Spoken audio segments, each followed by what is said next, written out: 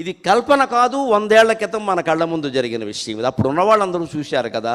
మనం లేకపోవచ్చు, మన తల్లులు తండ్రులు ఉన్నారు, మన తాతలు అమ్మమ్మలు ఉన్నారు, వాళ్ళు చూసే చెప్పారు. అబద్ధం ఎక్కడుంది ఇందులో? సత్యాన్ని కనుగొనడం కోసం ఆయన తీవ్రమైన తపస్సు చేశాడు. ఎంత తపస్సు అంటే ఇక్కడ సాగట్లేదంటే అక్కడికి వెళ్ళాడు, అక్కడ సాగట్లేదంటే ఇంకో చోటకి వెళ్ళాడు. కానీ నేను తపస్సు చేసుకుంటున్నాను, మీరెవరు ఇక్కడికి రావద్దు, వస్తే శపిస్తా, ఈ నాటకాలు ఆడలేదు. ఇదంతా క్రోధం.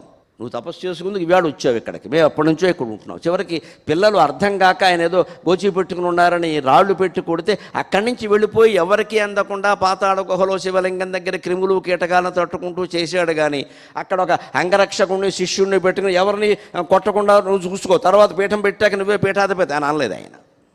ఈ బిజినెస్ లేవు ఇక్కడ.